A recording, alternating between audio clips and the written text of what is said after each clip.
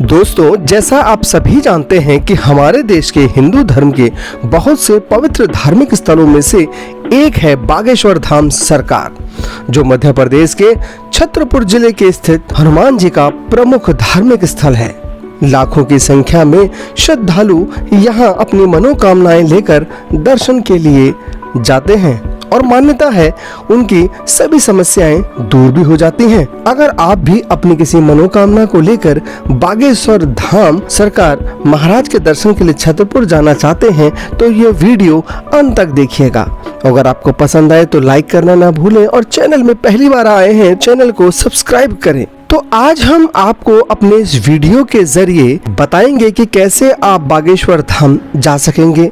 यहाँ जाने के लिए आपको कितना शुल्क लगेगा, ऑनलाइन टोकन और बागेश्वर धाम सरकार में घर बैठे अर्जी कैसे लगाएं, इसकी पूरी जानकारी के लिए आप इसको वीडियो को अंत तक देखना होगा। बागेश्वर धाम श्रद्धालुओं के लिए आस्था व उनकी विश्वास का प्रतीक है। यह बेहद ही पवित्र धार्मिक स्थलों में से एक है, जिसके दर्शन के लिए लोग कई मीलों का सफर तय करके आते हैं। इस स्थान पर हनुमान जी के एक और स्वरूप, जिन्हें बागेश्वर बालाजी महाराज के नाम से जाना जाता है, वास करते हैं। यहाँ के महाराज श्री धीरेन्द्र कृष्ण शास्त्री हैं, जो श्रद्धालुओं की समस्याओं को सुनते हैं और उनका समाधान करते हैं। यहाँ आए श्रद्धालुओं की तरह ही किसी कारणवश कथा में नहीं आने वाले श्रद्धालुओं को भी कथा में शामिल करने के लिए श्री राम कथा का लाइव प्रसारण किया जाता है, जिससे लोग अपने घरों से ही कथा में शामिल होने के लिए मोबाइल या लैपटॉप पर कथा को ऑनलाइन देख पाते हैं। बागेश्वर धाम मध्य प्रदेश के छतरपुर जिले से 35 किलोमीटर खजुराहो पन्ना रोड पर स्थित गंज नाम का एक छोटा सा कस्बा है, वहां स्थित है।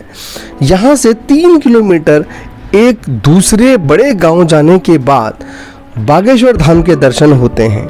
आप चाहें तो गूगल मैप की सहायता से भी बागेश्वर धाम सरकार का रास्ता पता लगा सकेंगे, जिसके लिए आपको स्थान का नाम पता गूगल मैप में टाइप करना होगा। इससे आपको पूरी जानकारी मिल जाएगी। यदि आप बागेश्वर धाम की यात्रा सड़क मार्ग से ट्रेन में करना चाहते हैं तो आपको आपके राज्य, जैसे यदि आप भोपाल से ट्रेन में चलते हैं तो 4 से 5 ट्रेनें छतरपुर के लिए चलती हैं। वहीं अगर आप दिल्ली से ट्रेन के जरिए जाना चाहते हैं तो आपको दिल्ली से 1 या 2 ट्रेनें छतरपुर के लिए मिल जाएंगी। इसके बाद छतरपुर पहुंचने के बाद आप बस या टैक्सी से छतरपुर से 33 किलोमीटर खजुराहो पन्ना पहुंच जाएंगे। खजुराहो पन्ना पहुंचने के बाद आपको 3 किलोमीटर गंज नाम की जगह से अंदर आना होगा। इसके बाद आप बागेश्वर धाम सरकार पहुंच जाएंगे। बागेश्वर धाम में अर्जी पूरी करने के लिए जब आप जाते हैं तो वहां रहने के लिए भी आपको व्यवस्था मिल जाएगी। बागेश्वर धाम में कई जगह रेन बसेरा बने हुए हैं, जहां आपको निवास के लिए जगह मिल जाती है। इसके अलावा बागेश्वर धाम में सुबह 10 बजे और रात को 8 बजे भोजन में प्रसाद दिया जाता है। और यदि आप किसी होटल में रुकना चाहते हैं तो आपको बागेश्वर धाम से 30 किलोमीटर दूर खजुराहो में होटल मिल जाएंगे। यहाँ अपनी सुविधा अनुसार रह सकते हैं। यहाँ के लिए नजदीकी हवाई अड्डा खजुराहो में है। अब बात करते हैं कि यहाँ के लिए टोकन कैसे मिलता है। अगर आप बागेश्वर धाम आना चाहते हैं या आपने दर्शन के लिए कोई अर्जी लगाई है तो आपको बागेश्वर धाम के दर्शन के लिए टोकन जारी किए जाते हैं। यह टोकन उन लोगों को जारी किए जाते हैं जो अपनी अर्जी लगाना चाहते हैं, जो आपको मंदिर के कर्मचारियों द्वारा दिए जाते हैं, जिसमें आपको अपना नाम, पता, मोबाइल नंबर जैसी जानकारी दर्ज करनी होती है। बागेश्वर धाम टोकन लेने के लिए एक विशेष दिन का चयन किया जाता है, जिस दिन लोगों को टोकन का वितरण किया जाता है। ये टोकन महीने की विशेष तारीख को ही वितरित किए जाते हैं। टोकन कब वितरित किए जाएंगे, इसके लिए आप ऑफिशियल हेल्पलाइन नंबर पर भी संपर्क कर सकते हैं। जिस दिन भी टोकन का वितरण किया जाएगा, आप टोकन के लिए निर्धारित दिन में लाइन लगाकर टोकन प्राप्त कर अपनी अर्जी बागेश्वर धाम में लगवा सकेंगे।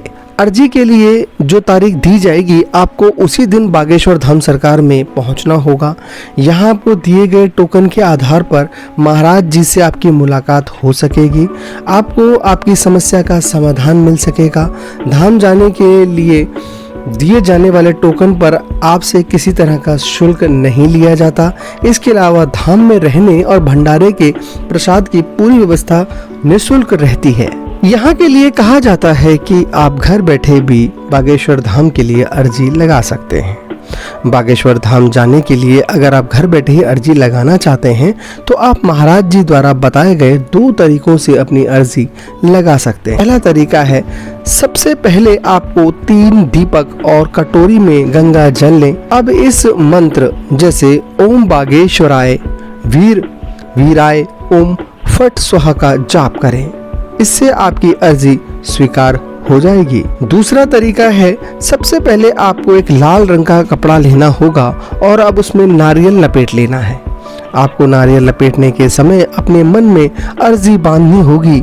जब बागेश्वर धाम का मन में जाप करते हुए लाल कपड़े में बने हुए नारियल को घर में बने मंदिर में रख दें। इसके बाद आप ओम बागेश्वराय नमः का जाप करें।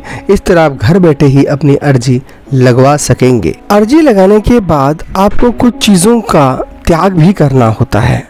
अगर आपने अर्जी लगाने के लिए लाल कपड़े में नारियल को बांधकर ओम बागेश्वराय नमः मंत्र का जाप कर लिया है तो इसके बाद आपको कुछ चीज़ों के सेवन से परहेज करना आवश्यक है, जैसे प्याज, लहसुन, मांस या मदिरा। इन चीज़ों के सेवन से बचें। अर्जी पूरी होने तक इन बातों का पूरा पालन करें। इसके साथ ही अपने घर में रखे नारियल को बागेश्वर धाम के दर्शन के समय छत्र पर लेके आएं और अगर आप किसी कारणवश यह नहीं ले पाते हैं तो उसको घर पर ही बंधे रहने दें। अब सवाल ये उठता है कि आपको ये कैसे पता चलेगा कि घर में आपने ये जाप करके जो अर्जी लगाई है वो स्वीकार हुई या नहीं हुई। अगर आपके द्वारा बागेश्वर धाम सरकार के लिए कोई अर्जी लगाई गई है और आप जानना चाहते हैं कि आपकी अर्जी स्वीकार हुई या नहीं तो इस बात का पता लगाने का उपाय भी गुरुजी द्वारा बताया गया है, जिसमें जिस भी व्यक्ति द्वारा अर्जी की गई है वह अर्जी के 4 दिन तक नियमित रूप से ब्रह्मचर्य का पालन करे और मंत्रों का जाप करे।